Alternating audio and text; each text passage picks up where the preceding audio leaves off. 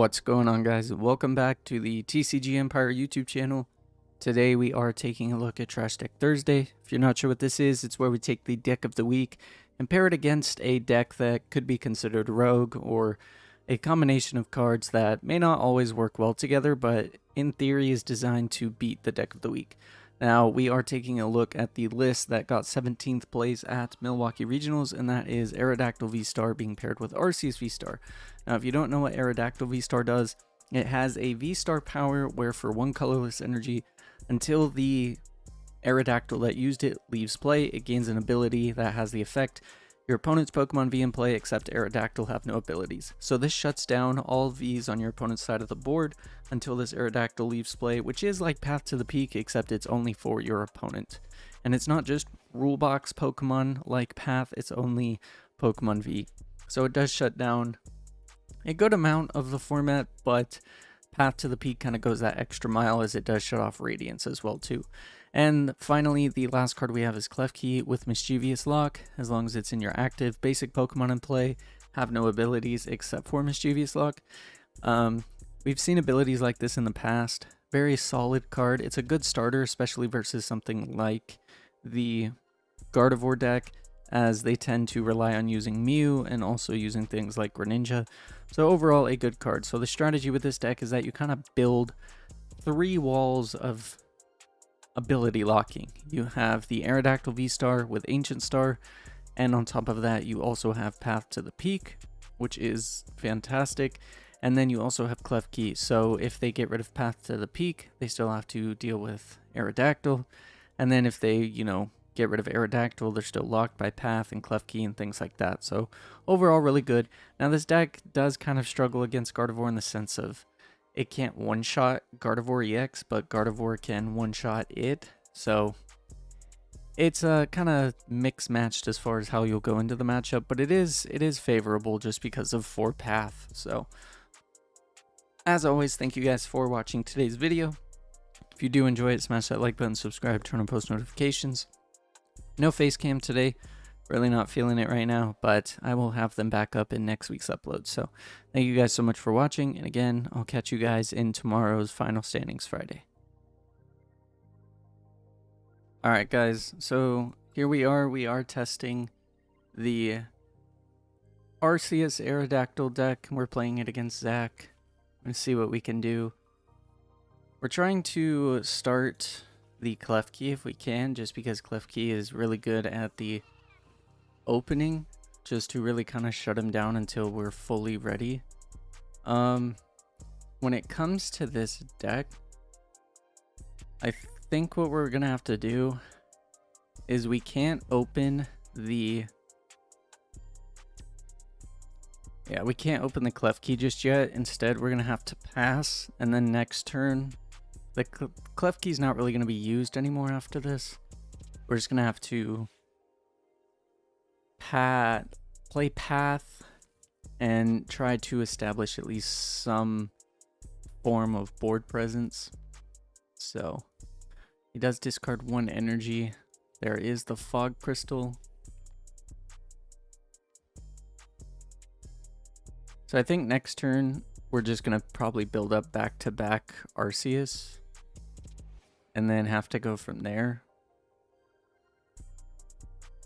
We're gonna have to try and really not dig, but we're gonna have to try and really take control of the board play. So he chooses to judge us, which is fine. We do actually get a phenomenal hand, so we can actually judge Path and go from there and all that fun stuff. So we do get Klefki. We're gonna evolve into the VSTAR. We'll attach the DTE. And then here, I think we're just going to research just to kind of build some other type of board presence. So we Aerodactyl. Klefki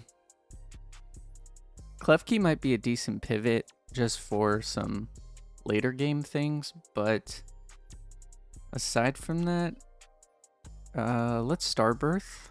So Starbirth will grab us the Arc, and then we can grab a We need a supporter for the following turn. I think Judge will be good because we do have Path. So we can play the Path now and then start to kind of go from there. So we'll Trinity Nova. And we'll grab this energy. We'll put 1 on Arceus and 2 on the Aerodactyl, just so that way Aerodactyl can attack for a flat 240. Not have to worry too much about the following things going on within the next turns. So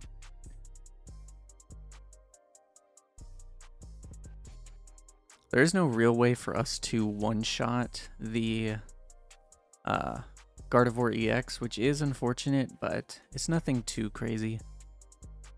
We should be able to take a good amount of prizes beforehand, so. And with the Path to the Peak in play, he can't use Greninja, so he's going to have to rely on using the Refinement.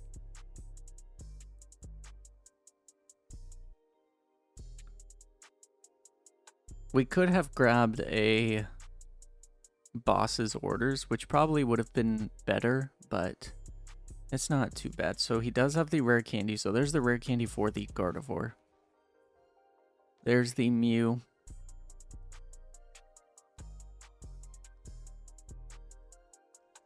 So now next turn, he will have access to Mew, and he can use Kirlia to maybe dig himself out of some things. But as of right now, he can't use Psychic Embrace, nor can he use Concealed Cards, which means the Path to the Peak is doing what it's supposed to do. So as far as this hand goes, I feel pretty okay with just kind of setting up some attackers. We do have another Arc as well, and we do have another Energy, so not too bad to say the least. And I think as far as the Energy, we can attach the V-Guard to the Aerodactyl, so we can actually attach this fighting to the Arc, which I think is what we'll do. So yeah, we'll grab the Arc, and then he only has 2 cards in hand, so I am just going to Trinity Nova once again, just to thin the deck a little bit, and this Fighting Energy can go on this Arceus. So now we're going to have a chance to set up multiple attackers, which will be very good. And we also got another Fighting Energy, which means we'll have very beefy attackers that he has to try and get through as the turns go on.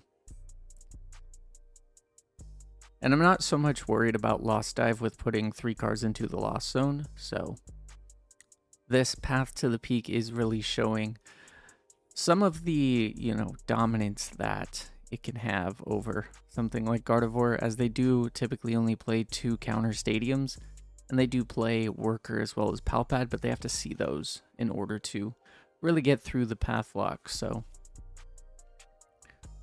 as far as him and setting up right now, it's not too detrimental.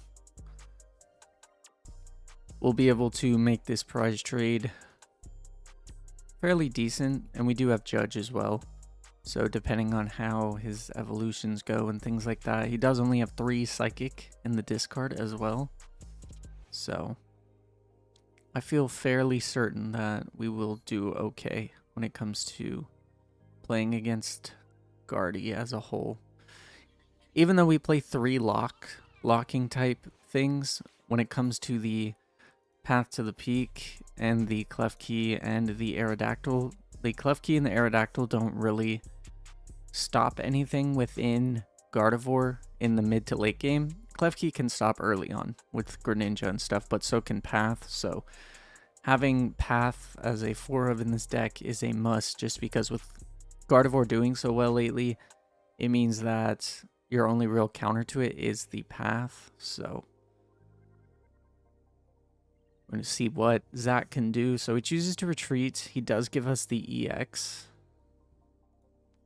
which is interesting. So he does play the Collapse Stadium, which is fine. I'm perfectly content with that. Our win con at the moment is looking fairly good. So he can Psychic Embrace. And he is going to be able to hit us for 190 damage. And he did put 60 on himself. So if we find Choice Belt, I believe this list plays Choice Belt. We'll have to double check. But I think we're going to be able to really kind of solidify the rest of this game. Because if he KOs this, he takes 2 prizes. And then we KO.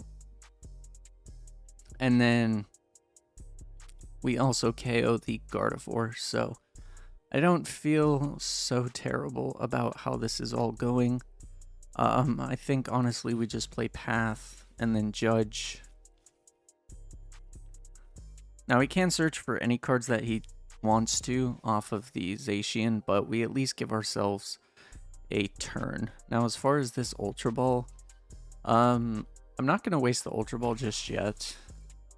Instead, what we're going to do is we're going to look through the deck just to see what's in here. Make sure we have boss left.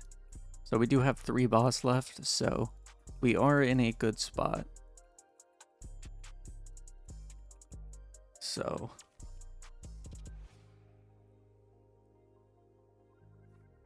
now if he does KO us with the Baby Guardy, it is going to make the prize trade a little bit awkward, but it's nothing that is too unfortunate. So there is the Baby Gardevoir that we were talking about, and he does have 5 energy if he retreats. So there is Worker. Worker's going to let him draw a ton more cards.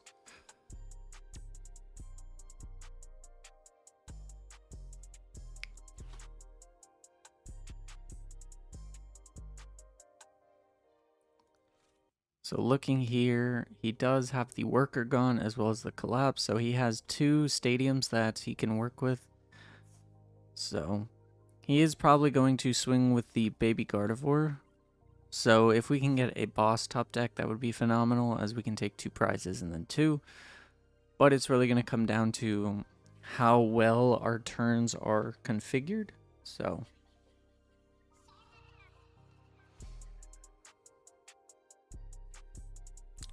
there are 2 Shining Arcana Gardevoirs. So with the Shining Arcana Gardevoir, okay, so he can finish us off with Cresselia. So if we are able to get a boss and KO the Gardevoir, it means that we put him in a very awkward type situation. So I think that's probably one of the best routes that we can go for. We can punish him for getting out the 2 Arcana versus the second EX. As with the second EX, he could have continued to charge the energy. But we're going to have to see how this goes. He's going to take 2 prizes here, which puts him at 4. And then he has basically 2 turns to get his last 4 prizes, which is what we're going to try to do.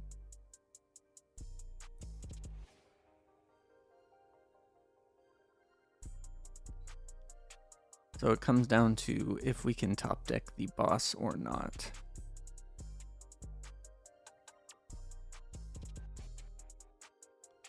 So he does have to put an energy on every single psychic type if he wants to use the Moonglow Reverse, which is what he's going to do. And he's going to be able to heal 20 damage off of everything. Now looking at the energy that he has in play, we are in a safe position regarding the Arceus, as there is 1, 2, 3, 4, 5 energy in play, and the only real way that he can one-shot us is if he has every energy that he needs on the Gardevoir. So I feel fairly certain that we will be in a comfortable spot. So here we are going to use the Arceus, and then we will attach the DTE. We'll use the Colress Experiment. Now Colress Experiment does actually draw us something nice. So the Cresselia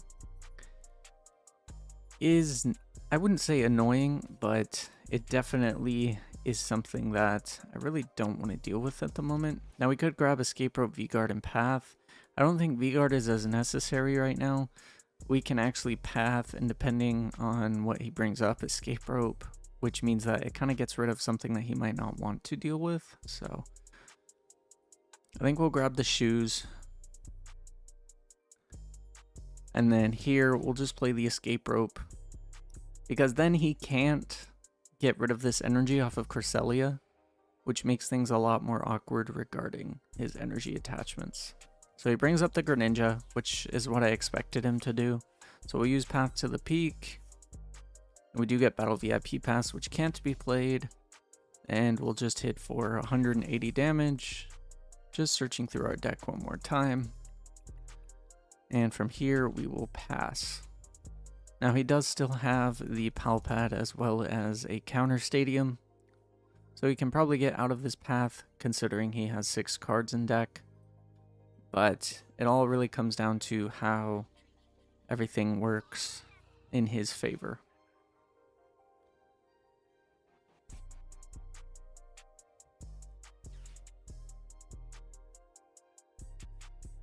So there is the baby Ralts.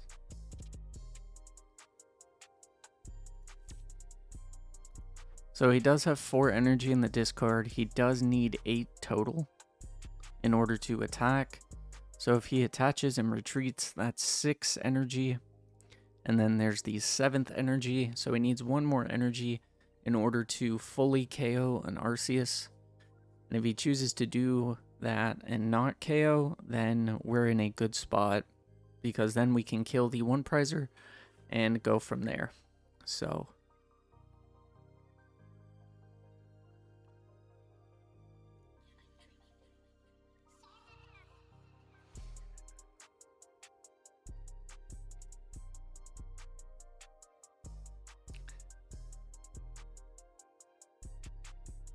he does hit an energy off of the Arcana.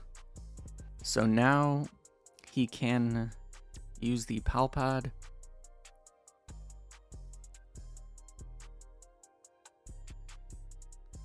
So he does have a total of 6 energy if he retreats. But he also has to have a Counter Stadium for the Palpad. Okay, there we go. And there is the Ralts with Memory Skip. So he is going to be able to Psychic Embrace.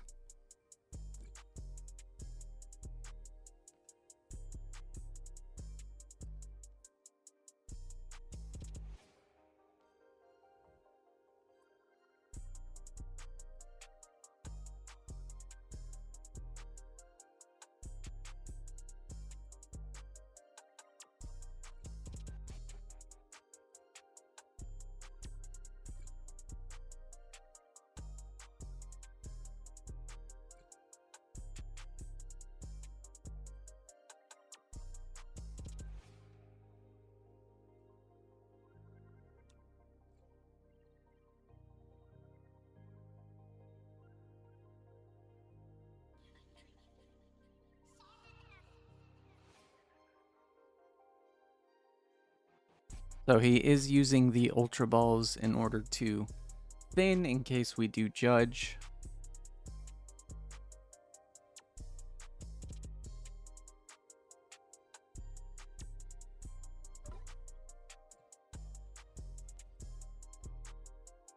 So now we are in quite an awkward predicament. So what we're going to do first is we are going to promote the Arceus. Now we need to count his energy. So there is 8, 9, 10, 11 energy. So that would mean, let's see, Penny's gone and the Palpad is gone. And he has 2 prizes left. So the only way that he can win is if he has Boss, which by the looks of it, I'm going to assume that he has Boss. But what we can do is we can attach the V-Guard, because now what he has to do is he has to hit at least 270 damage, which means he needs to accelerate 6 energy to this Gardevoir and have Boss to KO the Aerodactyl, or he needs to have a multitude of energy to KO the Arc. Now, the Zacian is a card, which is annoying, so it can KO, but for having fun with the game, it's not too bad. So what we can do is we can just Ultra Ball, and then here we can just retreat. We'll just bring up the Aerodactyl Lost Dive. Get rid of the cards that we were looking for, the 2 boss as well as the V-Guard energy.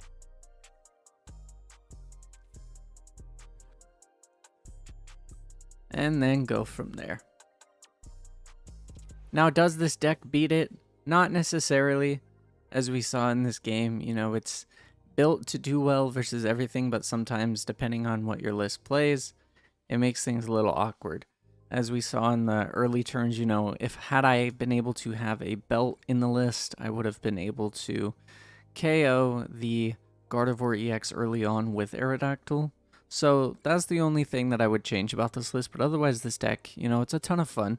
The locking potential is great, but we were just shy of 1 knockout, and that was partly the reason as to what let us down. But overall, this deck was fun. So if you guys do enjoy today's video, make sure to smash that like button, subscribe, turn on post notifications. Make sure to show Zach some love in the comments, just, you know, as he did pilot Gardevoir and always helps me. But yeah, thank you guys so much for watching today's video. Again, I'll catch you guys in tomorrow's Final Standings Friday.